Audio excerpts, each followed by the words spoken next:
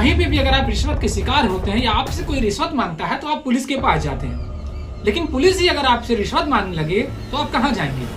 Digital India, online system, भ्रष्टाचार खत्म करने के बड़े बड़े दावे, लेकिन आज हम आपको एक ऐसा सच दिखाने जा रहे हैं जो इन दावों पर सीधा सवाल खड़ा करता है। सवाल सीधा है, जब पासपोर्ट की पूरी प्रक्रिया ऑनलाइन है तो फिर पुलिस वेरिफिकेशन में खर्चा पानी क्यों लगता है?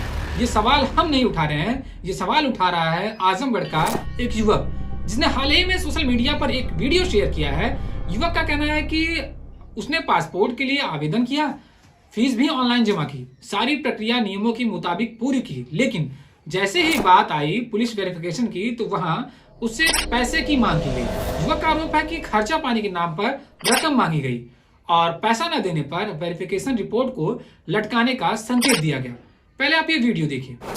नमस्कार, आज मैं कोई राजनीतिक टीका टिप्पणी नहीं करने आया हूँ, ना ही कोई अफवाह फैलाने आया हूँ, बल्कि अपनी आंखों के सामने देखी एक सच्ची, व्यक्तिगत और बेहद गंभीर घटना आपके सामने रखने आया हूँ कि कैसे हमारा पुलिस विभाग भ्रष्टाचार में पूरी तरीके से सम्मिलित है। भ्रष्टाचार और घूसखोरी का वो स्वरूप जिसने प्रदेश की प्रशासनिक प्रतिष्ठा को धूमिल कर दिया है।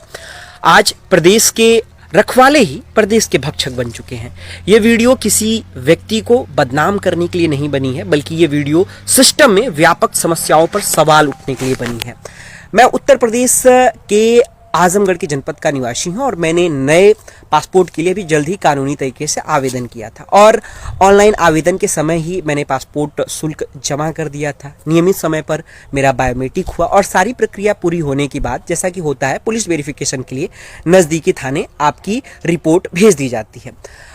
मेरे संबंध में मेरा जो नज़दीकी थाना है वो जहानागंज है और जहानागंज से 13 जनवरी की रात को 8:30 बजे मेरी संबंधित अधिकारी से पुलिस वेरिफिकेशन के संबंध में बात हुई और उन्होंने कुछ दस्तावेज लाने को कहा और दिनांक 14 जनवरी 2026 को शाम लगभग 4:30 बजे मैं सभी दस्तावेजों के साथ थाना जहानागंज पहुंचा। मेरे साथ मेरा आधार कार्ड की कॉपी, फोटो, ग्राम प्रधान द्वारा प्रमाणित निवास प्रमाण पत्र, जो कि संबंधित दस्तावेज मुझसे मांगे गए थे अधिकारी के द्वारा, और संबंधित दस्तावेज लेकर मैं ऑफिस में पहुंचा और संबंधित अधिकारी को सौंपने लगा।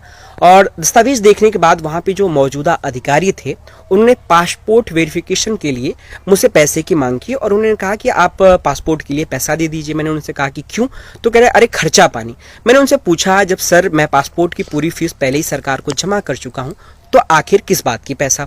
तो उन्होंने साफ तौर पे कहा, साफ तौर पे तो कुछ भी नहीं कहा, उन्होंने कहा कि अरे खर्चा पानी लगता है। मैंने कहा कि मैं रिश्वत नहीं दे सकता हूं क्योंकि ये लेना और देना दोनों जुर्म है और अगर गलत तरीके से किसी से अगर पैसा मांगा जा रहा है तो हमें उसके खिलाफ आवाज़ उठाने की ज़रूरत है। और मैंने उसी संबंध में मुझे पहले से ही इस बात का अंदेशा था कि हो सकता है मुझसे पैसे की मांग की जाए, तो मैं पहले से ही मैंने अपने फ़ोन में वॉइस रिकॉर्ड चालू किया था जिससे हमारी और उनके बीच की बात रिकॉर्ड हो सके और वो मैंने अपने पास सुरक्षित रख लिया है। लेकिन आज सबसे बड़ा जो सवाल है कि अगर जिस पुलिस का काम है भ्रष्टाचार को रोकना, प्रशासन में जो व्यापक बुराइयां उनको रोकना, अगर वही इस चीज़ों में अगर सम्मिलित है तो आखिर हम किस पर भरोसा करेंगे? और इसकी वजह से सरकार की भी छवि को नुकसान पहुंचता है और ईमानदार अधिकारी भी बदनाम होते हैं। जब वर्दी की आड़ में कुछ लोग अगर गलत काम करते हैं तो उसका खामियाजा सभी को भुगतना पड़ता है। इसीलिए मैं सरकार और प्रशासन से शांतिपूर्वक लेकिन दृढ़ता से मांग करता हूं कि इस मामले की निष्पक्ष और उच्च स्तरीय जांच हो। उस दिन की सीसीटीवी फुटेज को सुरक्षित किया जाए। दोषी पाए जाने पर उनके खिलाफ कठोर से कठोर कानूनी कार्रवाई किया जाए और साथ ही साथ उनका निलंबन भी सुनिश्चित किया जाए। भविष्य में थानों में भ्रष्टाचार को रोकने के लिए सख्त निगरानी की व्यवस्था की जाए। ये वीडियो किसी के खिलाफ नहीं है, सिर्फ और सिर्फ भ्रष्टाचार के खिलाफ बना रहा हूं। अगर आज हम चुप रहेंगे तो कल यही चीज हर नागरिक की मजबूरी बन जाएगी। और मैं अपने देश के कानून और संविधान के साथ खड़ा हूं और मुझे पूरा भरोसा है कि मुझे न्याय मिलेगा। रिश्वत देना भी अपराध है और रिश्वत लेना भी अपराध है।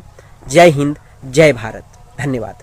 अब सवाल ये है कि क्या बिना रिश्वत दिए पासपोर्ट बनवाना मुश्किल हो गया है? क्या पुलिस सत्यापन अब सेवा नहीं सौदेबाजी बन गया है? सबसे हैरान करने वाली बात यह है कि ये मामला सिर्फ एक वीडियो तक सीमित नहीं है। अभी हाल ही में जब आजमगढ़ के एसपी महाराजगंज थाने का निरीक्षण करने पहुंचे थे तो वहीं नगर पंचायत सभासद ऋषु मिश्रा ने भी पासपोर्ट वेरिफिकेशन के नाम पर हो रही कथित अवैध वसूली का मुद्दा उठाया। सोचिए जरा, जब जनप्रतिनिधि खुद ये सवाल उठा रहे हों तो आम आदमी की परेशानी कितनी बड़ी होगी। क्या ये समस्या सिर्फ एक थाने तक सीमित है या फिर ये एक ऐसा सच है जिसे लोग डर के मारे कह नहीं पाते। इस पूरे मामले पर आजमगढ़ के एसपी ने साफ शब्दों में कहा था, अगर इस तरह की कोई भी शिकायत हमारे संज्ञान में आती है तो दोषियों के खिलाफ कठोर कार्रवाई की जाएगी। बयान साफ है, इरादा भी साफ बताया गया।